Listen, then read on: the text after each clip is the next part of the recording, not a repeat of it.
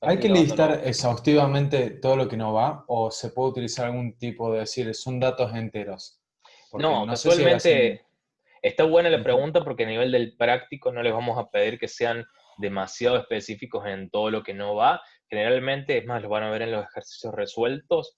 Para la parte de lo que no va, vamos a hacer énfasis en poder relacionarlo después con condiciones de error, porque las salidas también pueden ser mensajes de error asociados. Entonces, en el caso de la edad, por ejemplo, las clases de equivalencia inválidas van a ser un valor no numérico, por ejemplo, cualquier valor no numérico, entonces vos ahí consideras letras, consideras símbolos, consideras que te ponga un emoji adentro del campo de texto, cualquier otra cosa.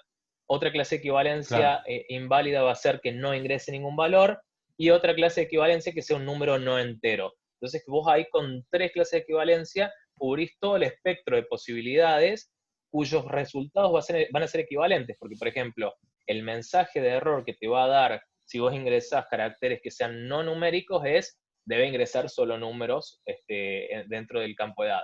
El mensaje que te va a dar para cualquier número perdón, cualquier valor que sea un número, pero que sea no entero, es solo se admiten números enteros.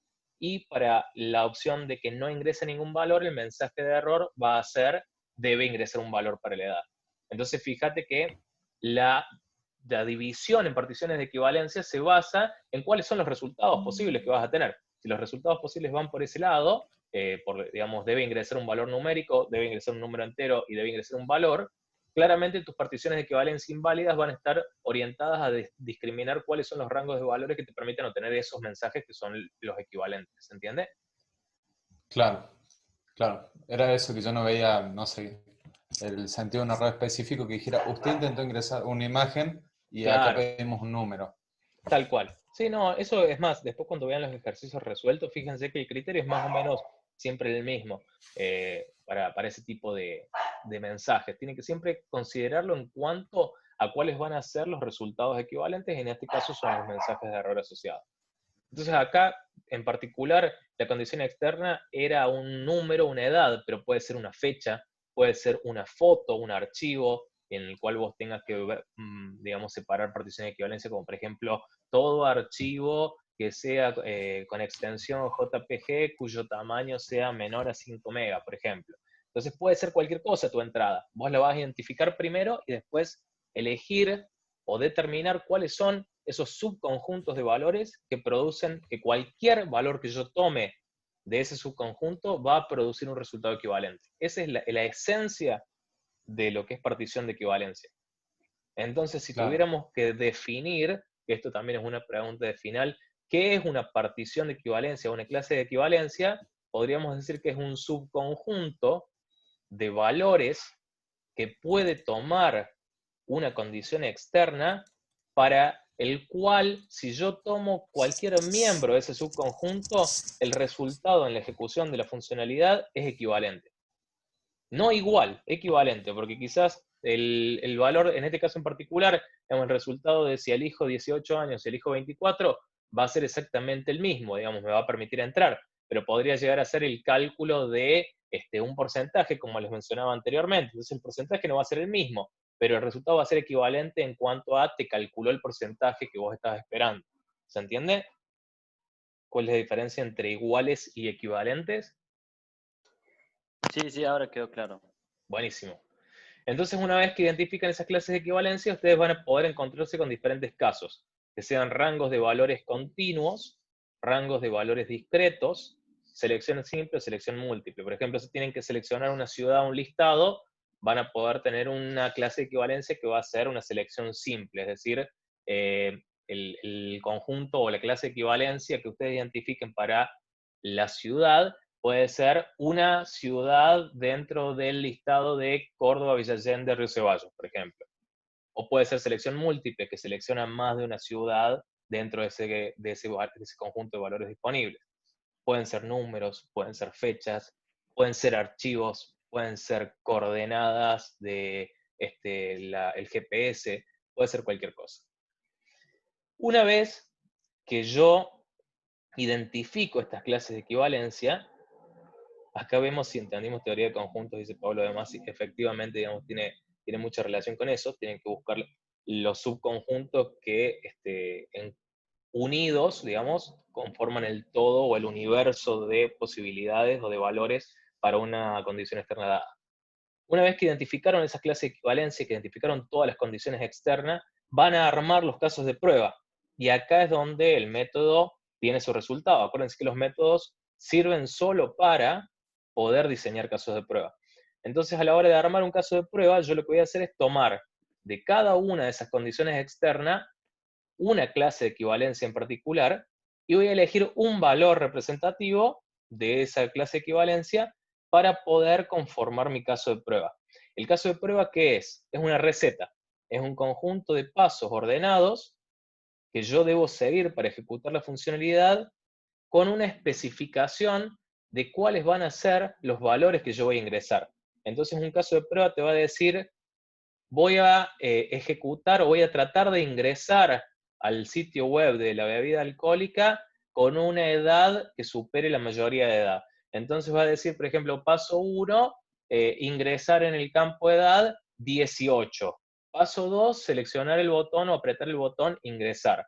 ¿Cuál es el resultado esperado? Que me muestre un mensaje, bienvenido al sitio web, y que yo eso después, cuando lo ejecute, pueda ver si coincide o no coincide. Entonces el caso de prueba debe especificar valores que son miembros de alguna clase de equivalencia de esa condición externa. ¿Para qué me sirve la partición de equivalencia? Para que cuando diseñe esos casos de prueba y elija valores para ingresar a las diferentes condiciones externas de entrada, voy a tomar solo uno por clase de equivalencia, porque cualquiera que yo tome va a producir un resultado equivalente, entonces no me hace falta elegir más de uno. ¿Se entiende? Sí, queda muy ligado a quién identificó las clases de equivalencia, porque si lo hizo más o menos, el testing no va a ser tan efectivo. Y bueno, sí, en realidad eso pasa en la totalidad de las cosas de la vida. Pasa Si no siempre. hace bien, no sale bien. Entonces, depende Todo de... si se No, hace más pero o menos. no es tan lindo como lo cuenta, de que listo, pruebo uno y ya está, porque sé que anda.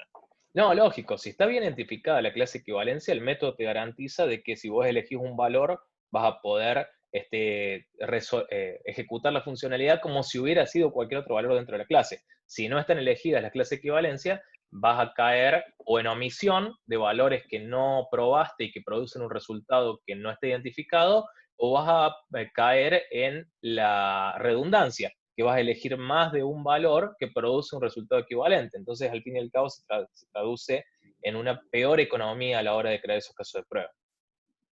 La idea es que ustedes Profe, ahora aprendan el método para que diseñen casos de prueba re económicos y muy eficientes.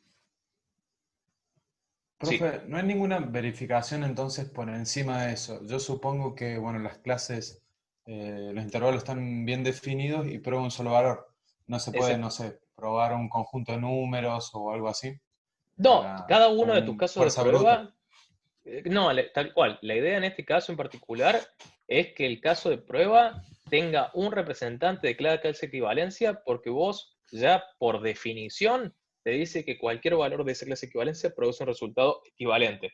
Entonces no necesitas ejecutarlo con otros valores. Esa es la Claro, razón de ser de la partición de equivalencia. claro, gracias. Por ejemplo, volviendo a lo que preguntaba, creo que era Pablo antes, si lo haces mal, te sale mal, y vos podrías identificar dos clases de equivalencia con respecto a las edades válidas. Podrías decir de 18 a 30 y de 30 a 100. Y el resultado es que ingrese el sitio web. Y sí, lo podrías hacer, pero en realidad vas a hacer dos casos de prueba para poder cubrir con todas las clases de equivalencia, uno que ingresa a 24 y otro que ingresa a 35, cuando no te hacía falta hacerlo. Entonces perdés tiempo, perdés recursos y no cumplís con la economía del diseño de casos de prueba. Claro, está bien. Lo que yo quería decir como que hay que enfocarle mucho a definir bien las clases de equivalencia para que sea Tal cual. tan fácil como usted lo contaba recién.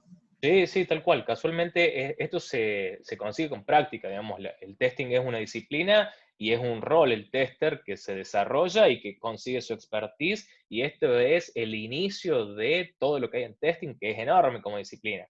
Entonces, práctica, digamos, esa es la conclusión. ¿Cómo vamos a ver esto representado en el práctico? Ustedes van a tener una tablita, ¿se ve el Word acá? Sí, se ve. Buenísimo. Van a completar una tabla, que es la que tienen en el enunciado, en el cual van a identificar para una funcionalidad dada, que se las vamos a especificar más abajo, que en este caso para Taxi Mobile es la user de ver mapa de taxis, ustedes van a identificar primero todas las condiciones externas que participan en esa funcionalidad, tanto sea de entrada como de salida. Entonces van a poner, por ejemplo, condiciones externas de entrada y van a empezar a listar. Por ejemplo, la edad. Por ejemplo, otra, la ciudad, etcétera, etcétera, etcétera, según la funcionalidad dada.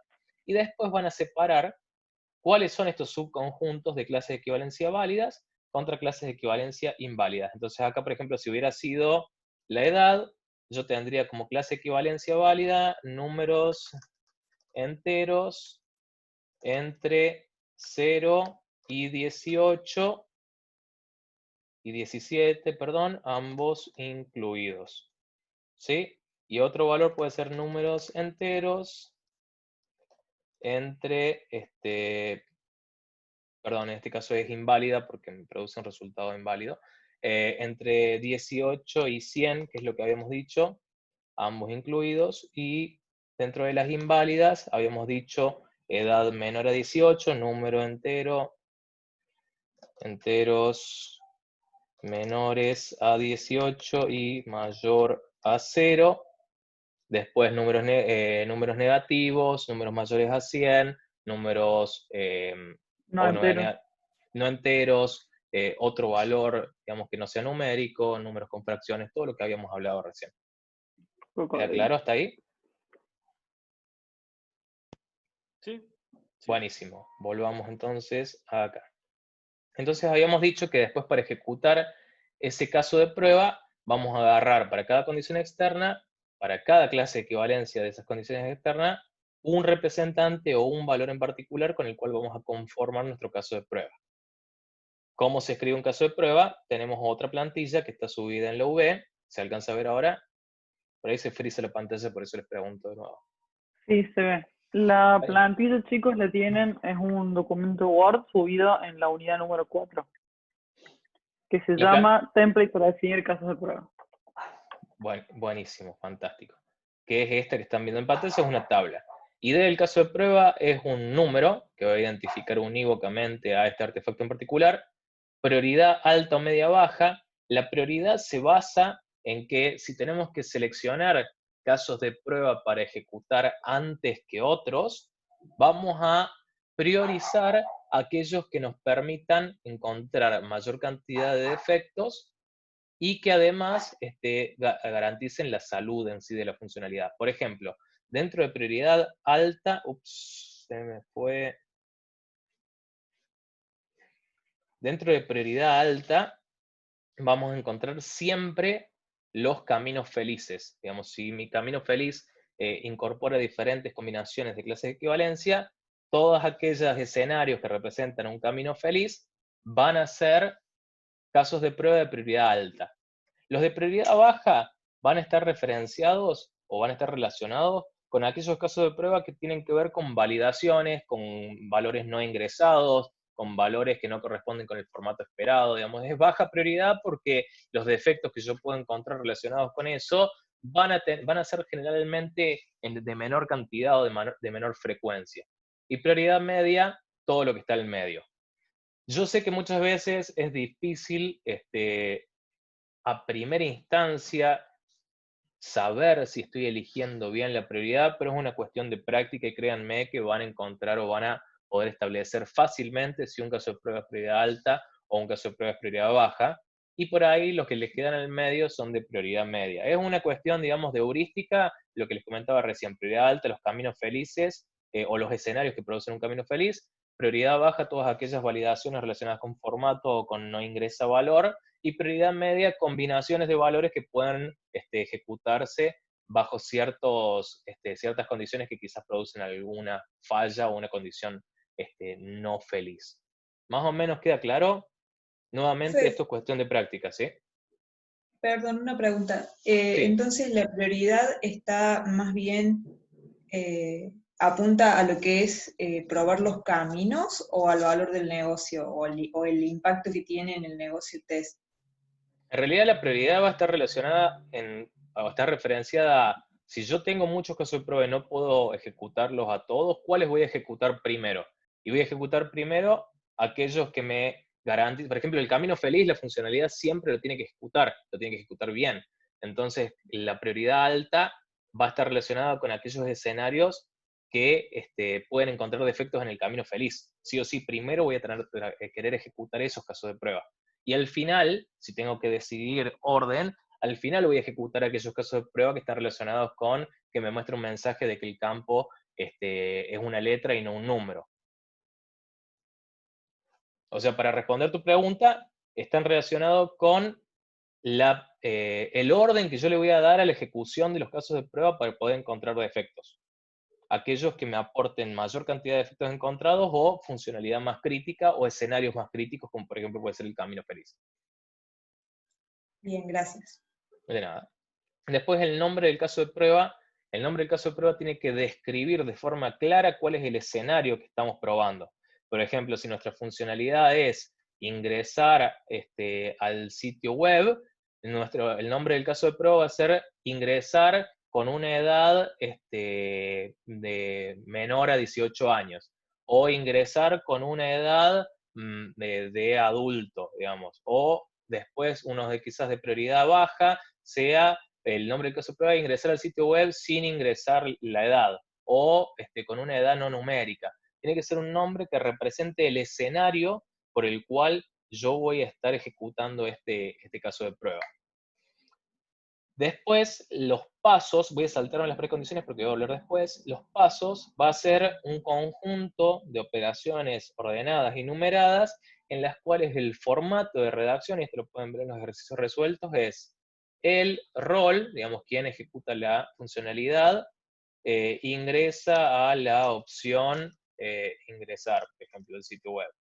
En este caso puede ser el cliente o visitante.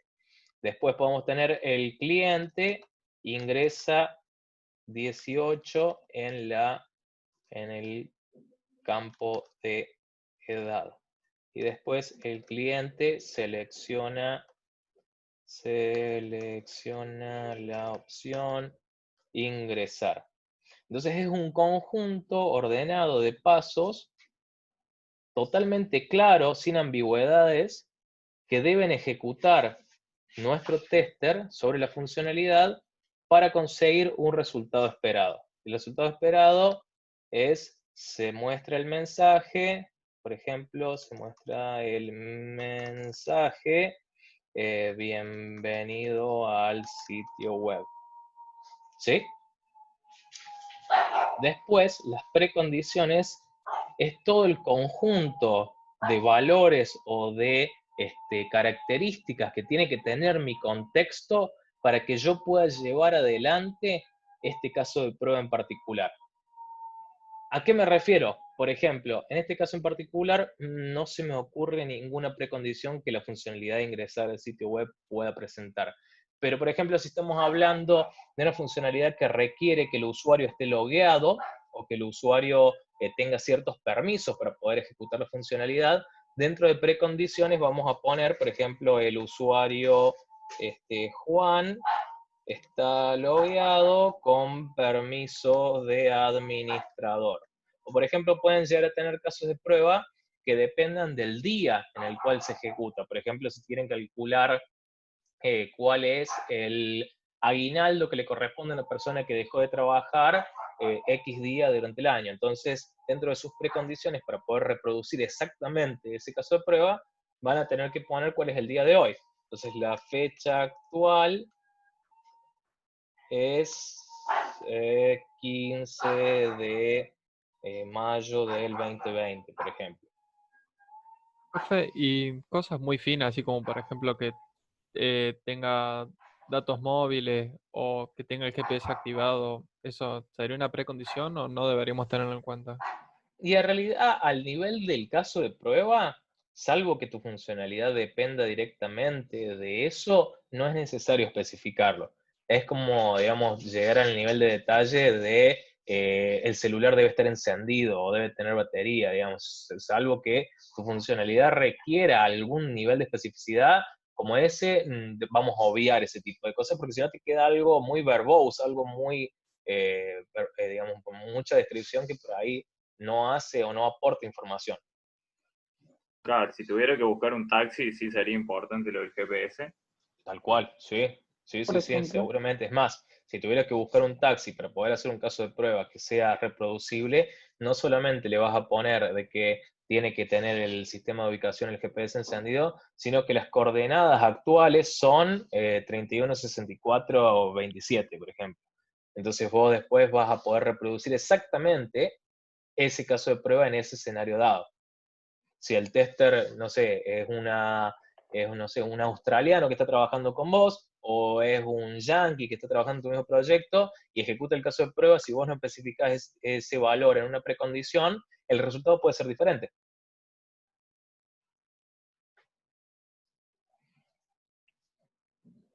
¿Se entiende?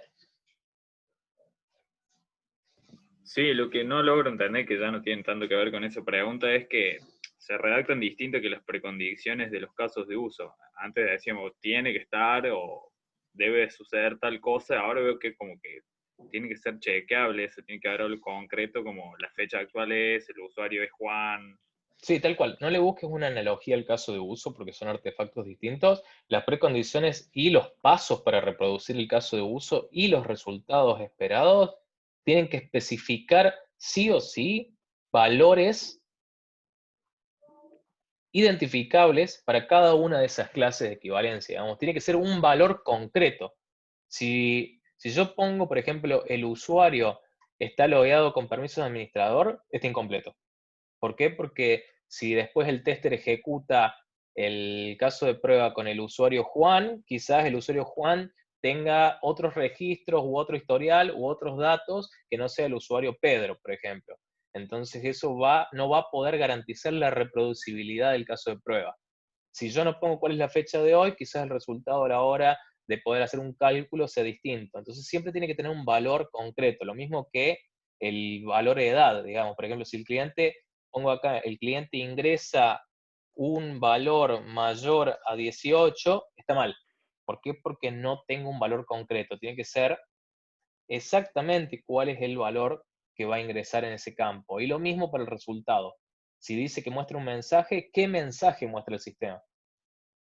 ¿Se entiende? Ah, sí, tiene que haber elementos que pertenezcan a las clases de equivalencia.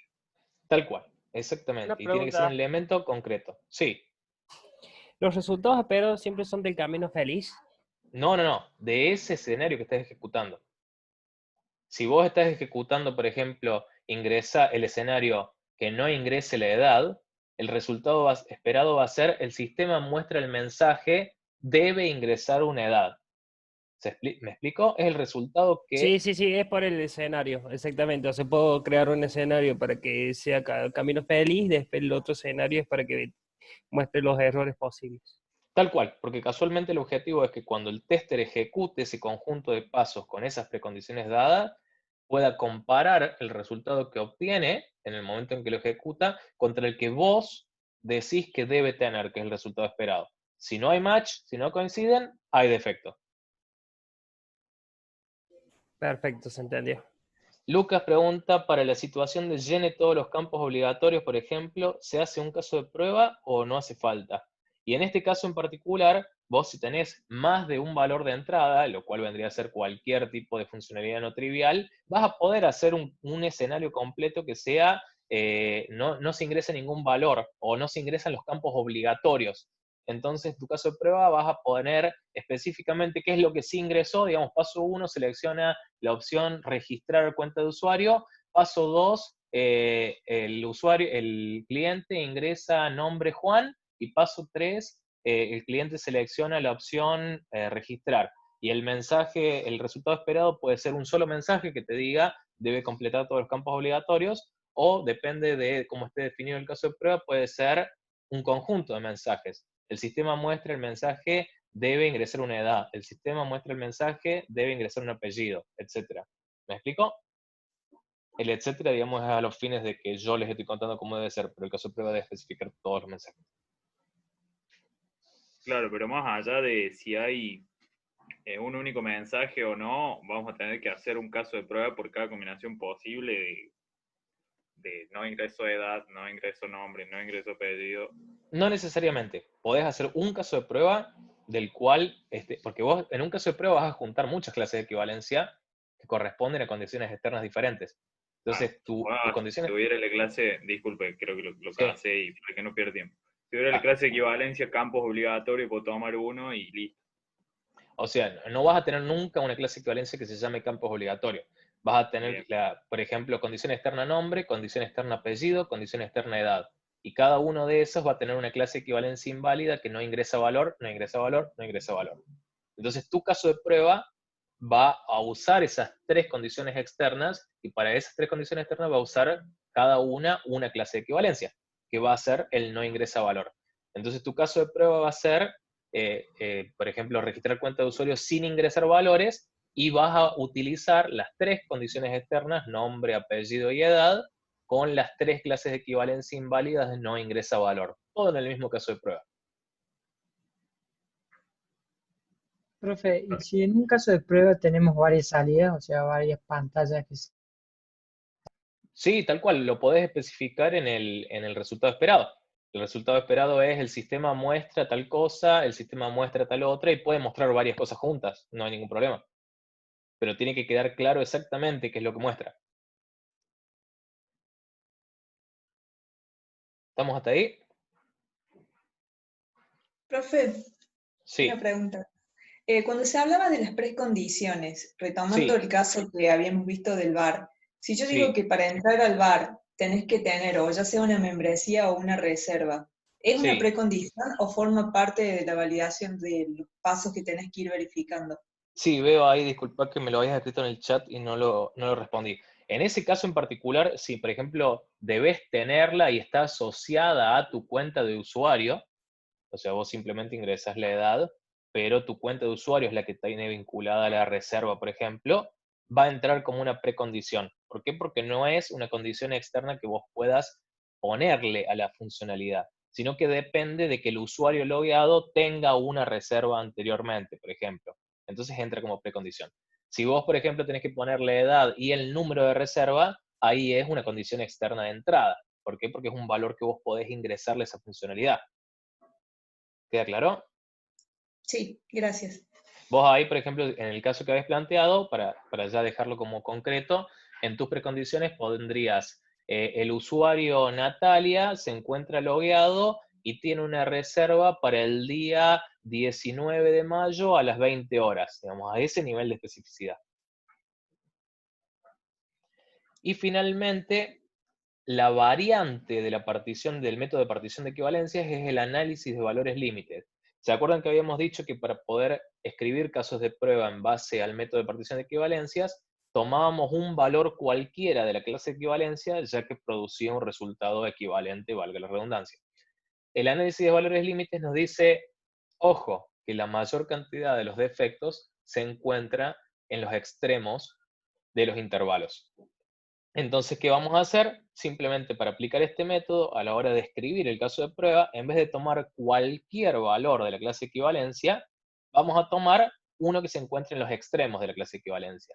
Y acá podemos llegar a encontrar algunos duplicados. Por ejemplo, probar ingresar al sitio web con 18 años que está en el límite, con 17 años que está en el otro límite del lado de clase equivalencia inválida, o probar ingresar con 0, que está en el extremo del inválido, o probar ingresar con 100, por ejemplo, o con 101.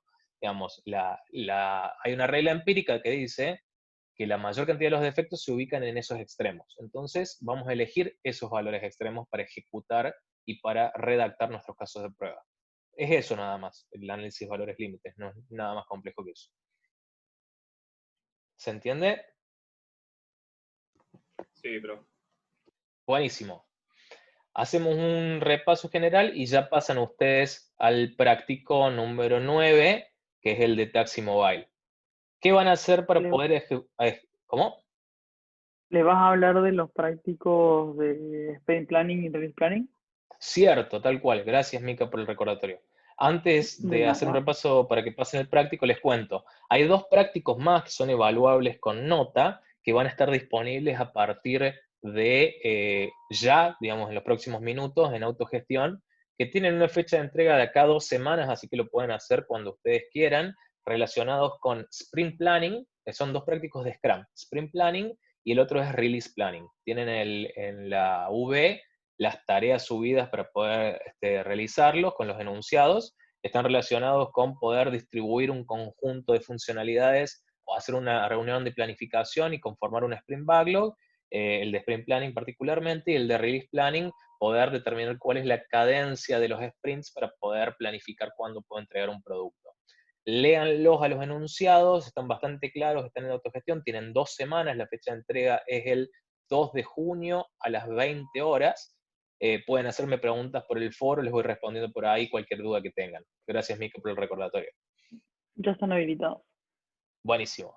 Volviendo entonces al práctico de hoy, lo primero que van a hacer es leer el enunciado, que ya lo conocen, leer la user story sobre la cual van a ejecutar el método, porque ahí van a encontrar las características que les van a permitir identificar las condiciones externas, tanto de entrada como de salida. Entonces van a completar primero la tablita de condiciones externas. Van a poner, por ejemplo, condiciones externas de entrada, y empezamos a identificar todas estas variables, por ejemplo, si les quieren decir, todas las entradas de nuestra funcionalidad, y para cada una de ellas van a distinguir cuáles son las clases de equivalencia válidas y cuáles son las clases de equivalencia inválidas. Y después pasamos a las salidas. ¿Cuáles son las salidas? Que son condiciones externas de salida, que puede ser un mensaje, que puede ser una alerta, que puede ser el accionar de una palanca, o de un actuador, o una luz, digamos, cualquier cosa, y cuáles son las clases de equivalencia válidas y cuáles son las inválidas. Una vez que identifiqué y armé esta tablita, voy a agarrar y voy a redactar los casos de prueba. Entonces, para redactar los casos de prueba utilizamos esta plantilla.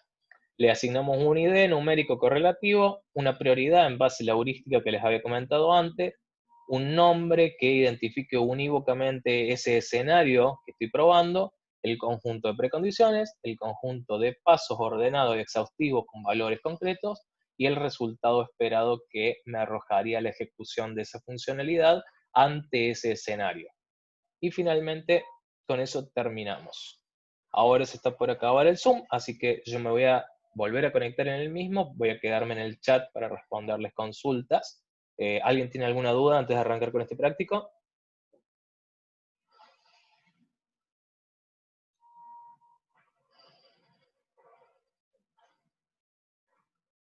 Ok, entonces denle para adelante nomás, arranquen con el práctico 9 del Taxi Mobile.